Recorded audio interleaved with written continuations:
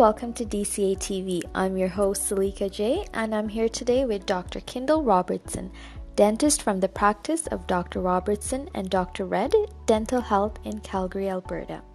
Dr. Robertson is a dentist who believes in patient education as a complement to compassionate, personalized care. He treats patients as if they were family, providing holistic care to promote health for the whole body, not just the teeth and gums. Dr. Robertson received both Bachelor's and Master's of Science in Biochemistry from the University of Calgary and graduated from the University of Alberta with his doctorate in dentistry. Memberships and credentials of Dr. Robertson include Canadian Dental Association, Alberta Dental Association, International Academy of Oral Medicine and Toxicology, for which he chairs the clinical practice guidelines and the scientific reviews, and he is also a certified Invisalign provider. We are delighted to speak to Dr. Robertson today on a few topics, which will give us a clear idea of some of the common dental procedures. Welcome, Dr. Robertson, to DCA TV, and thank you for being on the show today. Hi, Salika. Great to be with you. Glad you could have me. Today, Dr. Robertson will enlighten on some of the common questions you may have for holistic dentistry. Dr. Robertson, can you tell us what is the real cause of tooth decay? It happens pretty regularly when people come in with decay and then they're curious as to what caused it or what happened. Probably there's a couple big causes for it, but one of the bigger ones for the patients that I typically see is how and when they eat. One common misconception often that they struggle with is they often think it's how much sugar they eat. Now, sugar we should avoid at almost all costs, but it seems to be inherent in much of our diet. So the real trick is not how much you eat, but the timing between which you eat it. So somebody who eats sugar, a lot of sugar, but all in one sitting, versus somebody who has just a little bit of sugar, but lots of throughout the whole day, it's actually the second individual that gets more decay than the first. Although the first's health may suffer by the amount of sugar. The second, when you eat just a little bit of sugar, you keep it in your mouth all day long. That's simple carbohydrates or complex carbohydrates. It really doesn't matter. The more time that sugar has to be with your teeth, the more decay you get. So we actually do a lot better if we can actually space out the time between each time we eat. Why do I get decay when I take good care of my teeth? That's some of the challenges. Is there's three different really areas where the decay will come from. One is the type of bacteria we have. So we feed the bad bacteria, and we get more decay. The other one is what we feed it. So the more we feed the bacteria, the bad things that we're trying to avoid in our diet, or things we should avoid, the more things we feed it, then we get more decay. And then there's a little bit of genetic susceptibility. So how well we are likely to actually get decay is based on some of the factors that we just grew up with. And those things we can't change as much, but we certainly can change both the type of bacteria that we're feeding and then what we're feeding them to promote different types of bacteria that create decay. So that's usually we have to sit down and actually talk to the patient and go through a little bit more of their health history to actually see what's going on and what's causing the decay. So why do you use a PRF? So PRF is a platelet-rich fibrin.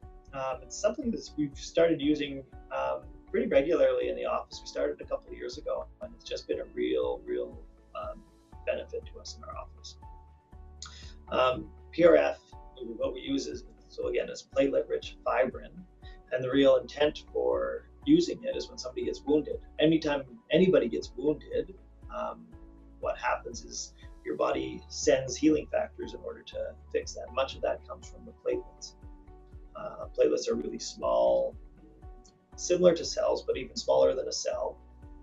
Little vesicles that come and carry healing factors to the area. So what we'll do in our office is we actually take a little draw of blood from your arm, isolate the platelets from that area, and then reintroduce the platelets and all the healing factors that go along with it into the site where you may need to heal a little bit faster. So a really good area for that is if we're trying to really heal the gums if they've been wounded for some reason. So if there's any periodontal disease that we want to try to heal, but more importantly, if the tooth comes out, if there's an extraction, that's really what we want to heal. Particularly if we want to have good bone growth. So one, it helps good bone to regenerate. It It helps us heal faster, which is terrific. It stops bleeding almost immediately on contact, which is terrific, and really cuts the healing down in half. So not only does it hurt less, but it heals twice as fast, which is a real benefit to patients. So PRF is that is the healing factors we use to heal people when they need it, and we found it particularly helpful at the time we place implants. Why do you use orthotropics? So orthotropics is that method we use to actually promote good jaw growth. One of the main reasons people have crooked teeth is actually they have bad oral habits or bad oral rest posture. So that means actually resting in a few different positions. So if you see a kid playing a video game like this, that is horrible oral rest posture. Not only back posture and the way they bend their back, but it's also bad mouth posture, just opening their mouth like this. Now, even without playing video games, that'll happen for a lot of different people, whether they have nasal congestion. So if they've got any nasal congestion, they'll end up breathing through their mouth. Sometimes our mouths are just too small for whatever reason, and so our tongue doesn't go into the roof of our mouth. So there's lots of reasons for it to happen. Allergies, asthma, even just the way we sleep at night can change it.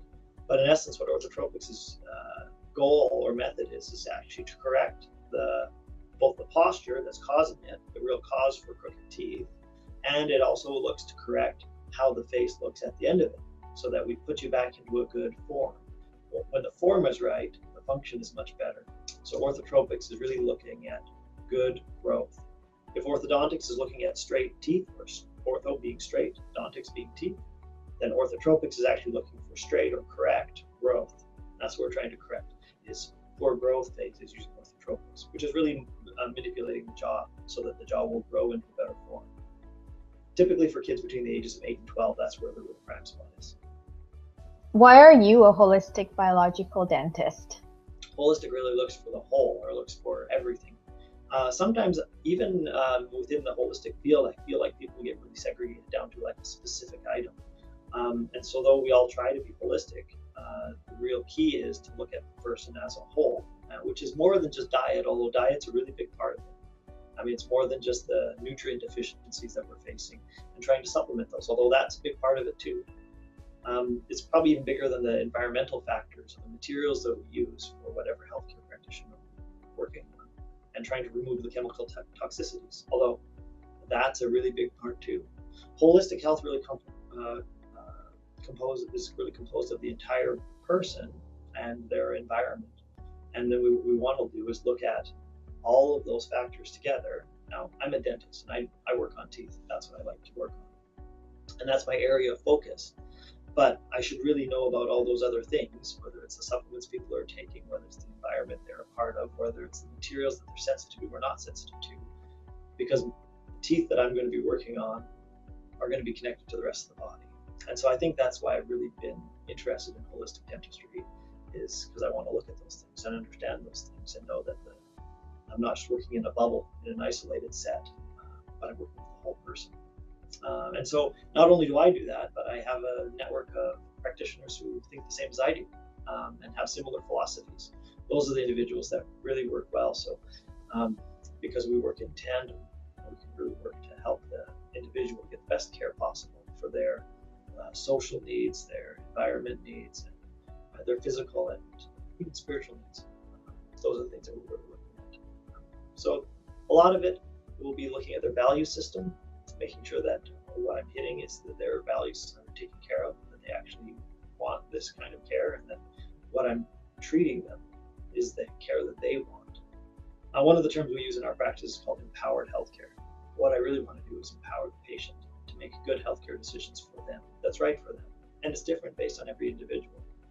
But looking as an individual, we can really empower them to take control of their health and make sure that they're the ones making those clinical decisions that are really best for them. Can you tell me more about orthotropics? Like I talked about before, orthotropics is the method we use to actually correct oral posture, oral rest posture. One of the challenges that comes with orthotropics is or one of the challenges that comes with children is their mouths often become too narrow. So there's a couple factors that help you grow. I mean, if we've got time, I'll tell you a lot about it, but your growth of your upper jaw is really controlled by, frankly, your tongue. Your tongue has a profound impact on how your face ends up developing. In a normal state, your tongue should be resting on so if this is the top arch, your tongue should be resting right on the very top of it. So that's where we want your tongue to rest. So there shouldn't be any air between your tongue and your palate. Now, in our environment and in our day and age, a lot of people's tongues actually don't sit there for a lot of reasons. And some of those reasons I already talked about, whether it's because the people are breathing through their mouth, which is a pretty big factor, and sometimes that's because they can't breathe through their nose. Sometimes it's because they're tongue-tied, which means their tongue wants to stay at the bottom. Sometimes they just rest it in between the teeth. In any case, if the tongue isn't at the roof of your mouth, what happens is the musculature on the outside of the mouth actually goes to constrict the upper arch, so it actually becomes narrower and smaller. Narrower or smaller arch ends up looking bucked tooth, and then they're very crooked, so the teeth get really crooked. So one of the things orthotropics looks to do is actually expand the upper arch to its old position where we ideally should be, and then move the front teeth out of the way so the bottom jaw can get where it's supposed to. This is much easier described with a few images and descriptions. But in essence, what we're looking to do is change the oral rest posture, get the form back out to where it's supposed to be, and then that improves both the air. What we hope to do is improve the airway, improve the structure of the mouth and teeth, and allow people to breathe. It's really the airway that's made all the difference.